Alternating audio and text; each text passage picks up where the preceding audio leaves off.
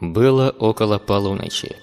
Парень по имени Дима сидел за компьютером и уже собирался идти спать, как вдруг за окном раздался омерзительно громкий скрип.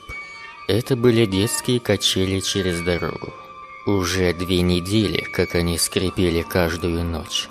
Дима иногда задумывался, кто же в такую пору там качается. Там качели для совсем маленьких. Взрослый человек в такую и не сядет. Ноги девать некуда. Неужели кто-то в полночь водит ребенка поиграть?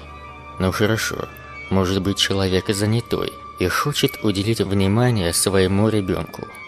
Ну на 5 минут, ну на 10. Но это ведь по полночи продолжается иногда. Вдруг Дима услышал, как этажом выше открылось окно. Это был его сосед. Уважаемые! Вы там чем скрипите? Вы там что, анусами своими скрипите, что ли? Так я вам сейчас помогу их смазать паяльником. Поздно уже. Кыш отсюда, спать ложитесь. Скрип прекратился, но через некоторое время возобновился и стал каким-то уж совсем мерзким и назойливым.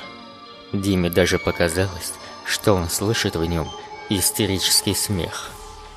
Сверху хлопнула входная дверь. Послышались громкие шаги по лестнице. Видимо, сосед решил лично разобраться. Не понравилось такое отношение. А Дима же решил пойти спать.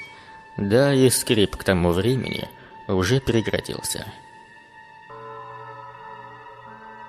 Утром соседа нашли на тех самых качелях. Его лицо было искажено гримасой ужаса. Официально, по заключению врача, сосед умер от остановки сердца. Но что его там напугало до смерти, остается загадкой.